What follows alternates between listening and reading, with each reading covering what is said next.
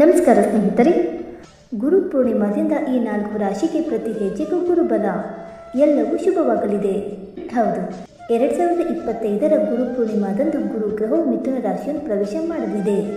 ಇದರಿಂದಾಗಿ ಯಾವ 4 ರಾಶಿಗೆ ಸೇರಿದ ಜನರಿಗೆ ಗುರುದೇವನ ವಿಶೇಷ ಕೃಪೆಯು ಪ್ರಾಪ್ತಿಯಾಗುವುದು ಎಂದು ತಿಳಿಯೋಣ.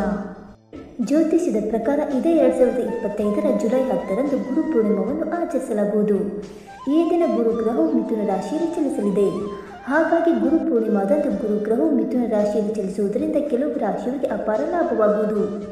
ಈ ದಿನವನ್ನು ವ್ಯಾಸ ಪೂರ್ಣಿಮಾ ಸಹ ಕರೆಯಲಾಗುತ್ತದೆ, ಏಕೆಂದರೆ ಈ ದಿನ ವ್ಯಾಸ ಮಹರ್ಷಿಗಳ ಜನ್ಮದಿನ ಎಂದು ಸಹ ಹೇಳುವರು.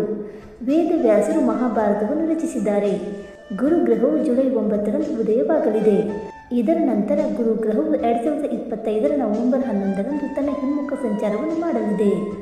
ಇದರ ಪ್ರಭಾವವನ್ನು ಕೆಲವು ರಾಶಿಗಳ ಮೇಲೆ ನೋಡಬಹುದಾಗಿದೆ. ಗುರು ಪೂರ್ಣಿಮಾದಂದು ಗುರು ಗ್ರಹವು ಮಿಥುನ ರಾಶಿಯಲ್ಲಿ ಚಲಿಸುವುದರಿಂದಾಗಿ ಎಲ್ಲ ರಾಶಿಗಳಿಗೆ ಸೇರಿದ ಜನರ ಮೇಲೆ ಪ್ರಭಾವವನ್ನು ಬೀರಲಿದೆ. ಗುರು ಗ್ರಹವು ಧರ್ಮ, ಅದೃಷ್ಟ, ಆಧ್ಯಾತ್ಮಿಕ ವಿಕಾಸ, ಜ್ಞಾನ, ಬುದ್ಧಿ ಇತ್ಯಾದಿಗಳನ್ನು ಪ್ರತಿನಿಧಿಸುವ ಗ್ರಹವಾಗಿದೆ.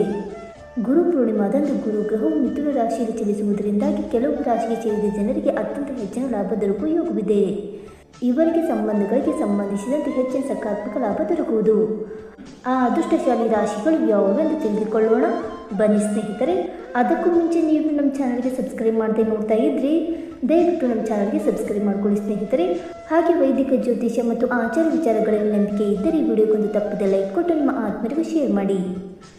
ಮೊದಲನೆಯದಾಗಿ ಮಿಥುನ ರಾಶಿ. ಮಿಥುನ ರಾಶಿಗೆ ಸೇರಿದ ಜನರಿಗೆ ಮಿಥುನ ರಾಶಿಯಲ್ಲಿ ಚಲಿಸಲಿರುವ ಗುರುವಿನಿಂದಾಗಿ ಉತ್ತಮ ಸಮಯ ಶುರುವಾಗಲಿದೆ. ಹಾಗಾಗಿ ಈ ಅವಧಿಯಲ್ಲಿ ನೀವು ಸಾಕಷ್ಟು ಹೆಚ್ಚು ಶಕ್ತಿಶಾಲಿಗಳಾಗುವಿರಿ. ಇದರಿಂದಾಗಿ ನಿಮ್ಮ ಉತ್ಸಾಹ ಹೆಚ್ಚಾಗುವುದರೊಂದಿಗೆ ನೀವು ಸಾಕಷ್ಟು ಲಾಭವನ್ನು ಪಡೆಯುವ ಸಾಧ್ಯತೆ ಇದೆ. ಈ ಅವಧಿಯಲ್ಲಿ ನಿಮ್ಮ ವೈಯಕ್ತಿಕ ಸಂಬಂಧಗಳಲ್ಲಿ ಹೆಚ್ಚಿನ ಲಾಭವನ್ನು ಪಡೆಯುವಿರಿ.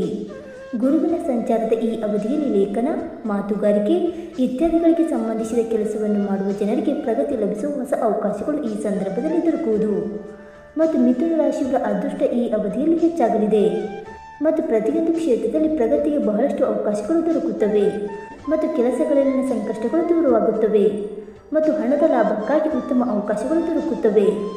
ಭೌತಿಕ ಸೌಲಭ್ಯಗಳಲ್ಲಿ ಹೆಚ್ಚಳವಾಗುವುದು ಮತ್ತು ಬಹಳ ಕಾಲದಿಂದ ಅಪೂರ್ಣಗೊಂಡಿದ್ದಂತಹ ಕಾರ್ಯಗಳು ಪುನಃ ಆರಂಭವಾಗುತ್ತವೆ ಮತ್ತು ಹಣದ ಆಗಮನಕ್ಕಾಗಿ ಹೊಸ ಮಾರ್ಗಗಳನ್ನು ಈ ಸಂದರ್ಭದಲ್ಲಿ ನೀವು ಪಡೆಯುವಿರಿ. ಎರಡನೆಯದಾಗಿ ಕನ್ಯಾ ರಾಶಿ. ಕನ್ಯಾ ರಾಶಿಗೆ ಸೇರಿದ ಜನರಿಗೆ ಈ ಗುರು ಪೂರ್ಣಿಮಾದಂದು ಗುರುವಿನ ಸಂಚಾರದಿಂದಾಗಿ ಹೊಸ ಜ್ಞಾನವನ್ನು ಪಡೆಯುವುದರಿಂದ ಹೆಚ್ಚಿನ ಲಾಭವನ್ನು ಗಳಿಸುವ ಸಂಭವವಿದೆ. ಹಾಗಾಗಿ ಈ ಅವಧಿಯಲ್ಲಿ ನಿಮ್ಮ ಕೆಲಸದ ಸ್ಥಳ ಇತ್ಯಾದಿಗಳಲ್ಲಿ ಉತ್ತಮ ವಾತಾವರಣ ಹೊಂದುವುದರೊಂದಿಗೆ ನಿಮ್ಮ ವೃತ್ತಿ ಜೀವನದಲ್ಲಿ ಸಾಕಷ್ಟು ಪ್ರಗತಿಯನ್ನು ಹೊಂದಲು ಉತ್ತಮ ಅವಕಾಶ ಲಭಿಸಲಿದೆ.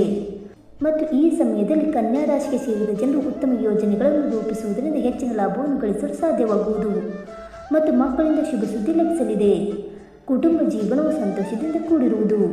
ಧನ ಸಂಪತ್ತಿನಲ್ಲಿ ಹೆಚ್ಚಳದ ಯೋಗಗಳಾಗಿರುವುದರಿಂದ ಸಂತೋಷದಿಂದಿರುವಿರಿ ಮತ್ತು ಜೀವನದ ಪ್ರತಿಯೊಂದು ಕ್ಷೇತ್ರದಲ್ಲಿ ನಿಮಗೆ ಯಶಸ್ಸು ದೊರಕುವುದು ಮತ್ತು ವ್ಯಾಪಾರದಲ್ಲಿ ಲಾಭವಾಗಲಿದೆ. ಮೂರನೆಯದಾಗಿ ಧನುರಾಶಿ. ಧನುರಾಶಿಗೆ ಸೇರಿದ ಜನರಿಗೆ ಈ ಸಮಯವು ಭಾವನಾತ್ಮಕವಾಗಿ ಸಾಕಷ್ಟು ಉತ್ತಮ ಫಲಗಳನ್ನು ನೀಡಲಿದೆ.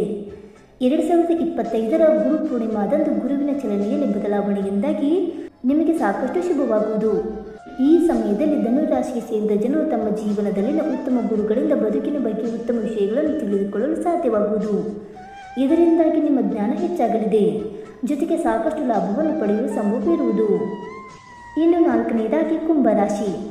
ಕುಂಭರಾಶಿಗೆ ಸೇರಿದ ಜನರಿಗೆ ಗುರುವಿನ ಸಂಚಾರದಲ್ಲಿ ಬದಲಾವಣೆಯಿಂದಾಗಿ ನಿಮ್ಮ ಪಾಲುದಾರಿಕೆ, ಸಮಾಜದಲ್ಲಿ ಗೌರವ, ಖ್ಯಾತಿ ಇತ್ಯಾದಿಗಳಲ್ಲಿ ಹೆಚ್ಚಿನ ವೃದ್ಧಿ ಮತ್ತು ಲಾಭವನ್ನು ಗಳಿಸುವ ಯೋಗವು ದೊರಕಲಿದೆ.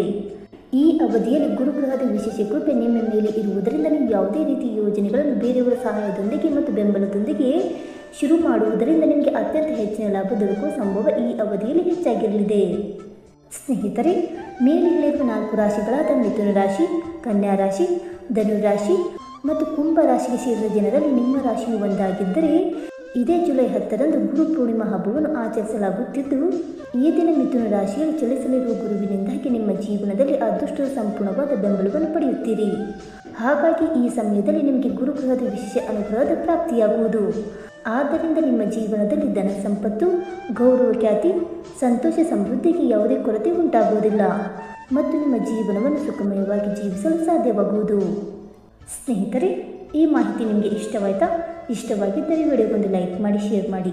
ಹಾಗೆ ನಿಮ್ಮ ಅನಿಸಿಕೆ ಮತ್ತು ಅಭಿಪ್ರಾಯಗಳನ್ನು ತಪ್ಪದೆ ಕಮೆಂಟ್ ಮೂಲಕ ತಿಳಿಸಿ ಸ್ನೇಹಿತರೆ. ವಿಡಿಯೋ ನೋಡಿದ್ದಕ್ಕಾಗಿ ಧನ್ಯವಾದಗಳು. Thank you so much.